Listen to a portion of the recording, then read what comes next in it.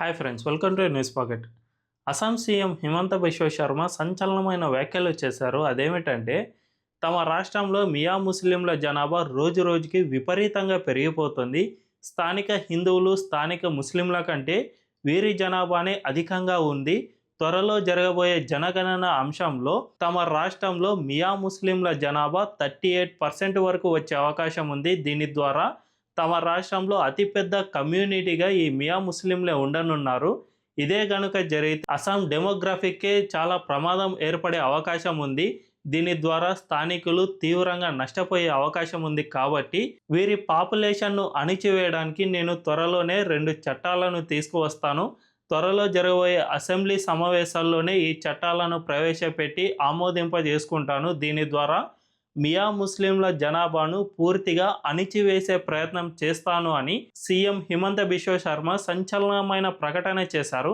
దీన్ని బట్టి చూసుకుంటే ఈ మియా ముస్లింలపై ఇకపై ఉక్కుపాదం మోపనున్నారు అని స్పష్టంగా అర్థమవుతుంది. మరి ఈ చట్టంలో ఏం ఉండబోయే అవకాశాలు ఉన్నాయి, అండ్ ఈ మియా ముస్లింలు ఎవరు, ఎందుకు వీళ్ళను మన ఇండియన్స్గా గుర్తించడం లేదు అనే విషయాలను మనం ఈ వీడియోలో తెలుసుకుందాం. అంతకంటే ముందు ఈ ఛానల్ను రీసెంట్గానే స్టార్ట్ చేసాం. మాకు మీ సపోర్ట్ ఖచ్చితంగా కావాలి. ఈ ఛానల్ వెంటనే సబ్స్క్రైబ్ చేసుకోండి అండ్ బెల్ ఐకాన్ను క్లిక్ చేయడం అస్సలు మర్చిపోవద్దు. ఇక డీటెయిల్స్లోకి వెళ్తే, ఈ మియా ముస్లింలు అనే కమ్యూనిటీ బంగ్లాదేశ్కు చెందిన కమ్యూనిటీ. వీళ్ళు బ్రిటిష్ కాలంలో అంటే 1900, 1920 ఆ కాలంలో ఎక్కువగా ఈ అస్సాం ప్రాంతానికి వలస రావడం స్టార్ట్ చేశారు. సో అస్సాంలో చిన్న చిన్న పనులు అంటే చేపలు పట్టడం, లేదంటే చిన్న చిన్న కూలీ పనులు చేసుకోవడం, వీటితో పాటు చిన్న చిన్న వ్యాపారాలు అంటే ఈ స్క్రాప్ వ్యాపారాలు, లేదంటే వాహనాల రిపేర్, ఇటువంటి వ్యాపారాలు ఉంటాయి కదా, ఇలాంటి చిన్న చిన్న వ్యాపారాలు చేసుకుంటూ ఉంటారు ఈ మియా ముస్లింలు. వీళ్ళు బంగ్లాదేశ్ ప్రాంతం నుంచి వలస వచ్చిన వాళ్ళు. 1947లో మన ఇండియా అండ్ అప్పటి తూర్పు పాకిస్తాన్గా బంగ్లాదేశ్ విడిపోయింది.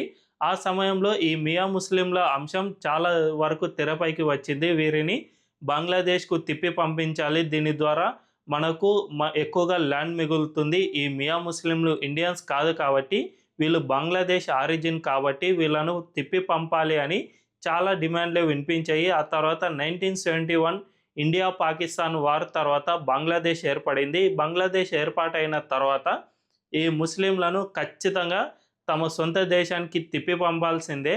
వీరి వల్ల అస్సాంలో చాలా వరకు లోకల్గా సమస్యలు ఏర్పడుతూ ఉన్నాయి.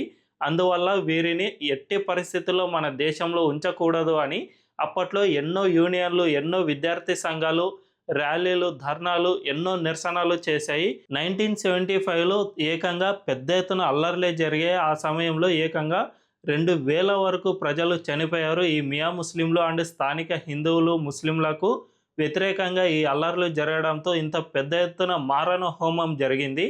ఆ తర్వాత చాలా ఏళ్ళుగా ఈ నిరసనలు, ధర్నాలు చేయడం, ఈ మియా ముస్లింలు తిరగబడడం, చాలామందిని చంపేయడం, ఈ విధంగా జరుగుతూ వచ్చింది. ఇది కొన్ని దశాబ్దాల పోరాటం తర్వాత చివరికి 2019లో అస్సాం సీఎంగా హిమంత బిశ్వ శర్మ ఎన్నికైన తర్వాత ఆ రాష్ట్రంలో హైకోర్టు ఆదేశాల మేరకు ఎన్ఆర్సీ నిర్వహించబడింది. ఈ ఎన్ఆర్సీలో 20 లక్షల మంది మియా ముస్లింలు తమ ఇండియన్ పౌరసత్వాన్ని కోల్పోయారు. అంటే వాళ్ళు అక్రమంగా ఆధార్ కార్డులు, ఓటర్ కార్డులు ఇలాంటివి క్రియేట్ చేసుకోవడం, అండ్ అస్సాంలో పెద్ద ఎత్తున ల్యాండ్ను గ్రాప్ చేసేసి అక్కడ నివాసం ఉండటం, ఇలాంటివి చేసిన వాళ్ళందరి గుర్తింపు కార్డులు రద్దయిపోయాయి. దీంతో వీళ్ళందరినీ తిప్పి పంపించాలి అండ్ వీరిని శరణార్థి శిబిరాల్లో ఉంచాలి అనే డిమాండ్లు పెరిగిపోయాయి. చాలామందిని ఈ శరణార్థి శిబిరాల్లో ఉంచగా మిగిలిన వాళ్ళు చాలామంది ఈ ఎన్ఆర్సీ ప్రక్రియ నుంచి తప్పించుకుని మరి ఈ అస్సాం ప్రభుత్వ స్థలాల్లో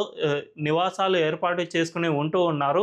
ప్రస్తుతం సీఎంగా ఉన్న హిమంత బిశ్వ శర్మ చాలా వరకు వీళ్ళ ప్రభుత్వ స్థలాల్లో ఎక్కడెక్కడ ఆక్రమణకు గురయ్యాయో వాళ్ళందరినీ ఖాళీ చేయించే పనిలో ఉన్నారు.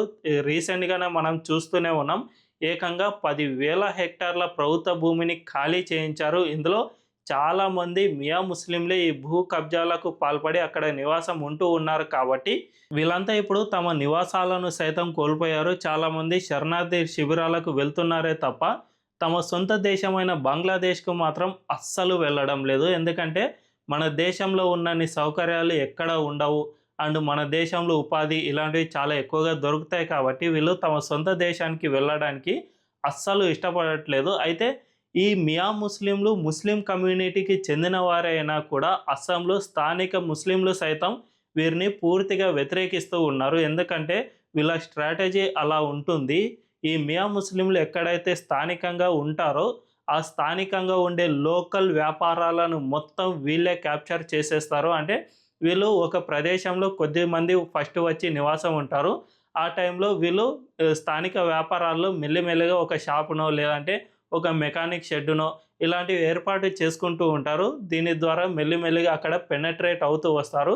తర్వాత వారి కమ్యూనిటీకి సంబంధించి మరికొద్ది మందిని తీసుకురావడం, వారిని అక్కడ సెటిల్ అయ్యేలా ప్రోత్సహించడం, ఆ తర్వాత లోకల్‌గా ఉన్న వ్యాపారస్తులను బెదిరించి వారిని అక్కడి నుంచి తరిమి వేసేలా కూడా కుట్రలు పన్నుతారు. దీని ద్వారా పెద్ద ఎత్తున డెమోగ్రఫిక్ చేంజ్‌కు పాల్పడుతూ ఉన్నారు. ఇందులో హిందువులే కాకుండా స్థానిక ముస్లింలను సైతం వీరు తరిమివేసిన దాఖలాలున్నాయి కాబట్టి వీళ్ళంతా ఈ మియా ముస్లిం పాపులేషన్‌ను ఖచ్చితంగా అణిచివేసేలా ప్రభుత్వాలు నిర్ణయాలు తీసుకోవాలి అని ఎన్నో దశాబ్దాలుగా కోరుతూ వస్తూ ఉన్నారు. దశాబ్దాలుగా అల్లర్లు జరుగుతూనే ఉన్నాయి. కానీ గతంలో కాంగ్రెస్ పార్టీ అస్సాంని ఎక్కువ కాలం పరిపాలించింది.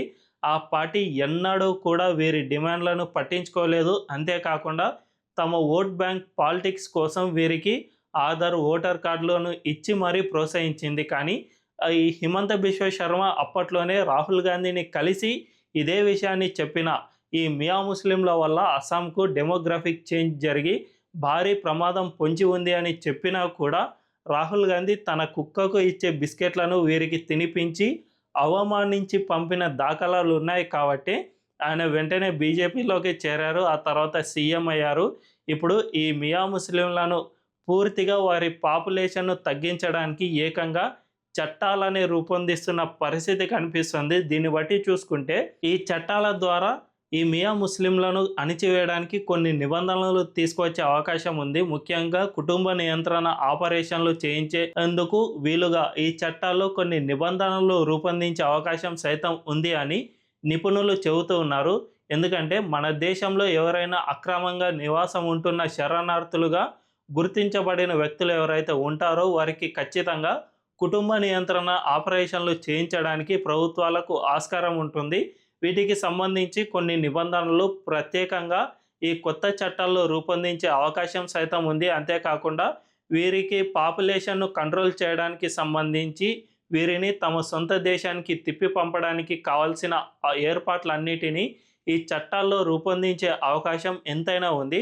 వీటి ద్వారా వీరిని కుటుంబ నియంత్రణ చేయడమే కాకుండా వీలైనంత ఎక్కువ మందిని తన సొంత దేశమైన బంగ్లాదేశ్కు పంపించే అవకాశం సైతం ఎక్కువగా ఉంది. ఇదే కనుక జరిగితే అస్సాం మొత్తం క్లీనప్ అయ్యే అవకాశం చాలా వరకు ఉంది.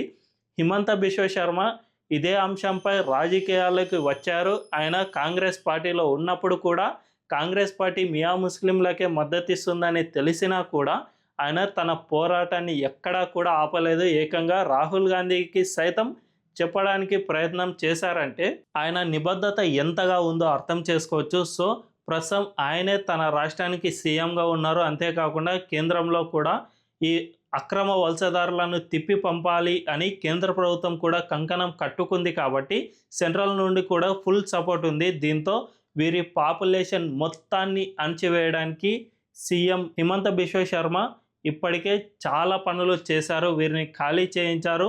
ఇకపై ఈ చట్టాలను తీసుకురావడం ద్వారా ఈ ప్రక్రియను మరింత వేగవంతం చేయనున్నారు. తద్వారా అస్సాం మొత్తం త్వరలోనే క్లీనప్ కానుంది అని స్పష్టంగా అర్థమవుతోంది. మరి అస్సాం సీఎం హిమంత బిశ్వ శర్మ తీసుకుంటున్న ఈ నిర్ణయంపై మీ అభిప్రాయాలను కామెంట్ల రూపంలో తెలియజేయండి. అండ్ ఈ వీడియో కనుక మీకు నచ్చినట్లయితే ఖచ్చితంగా మా ఛానల్ను సబ్స్క్రైబ్ చేసుకోండి అండ్ బెల్ ఐకాన్ను క్లిక్ చేయడం అస్సలు మర్చిపోవద్దు. Thank you.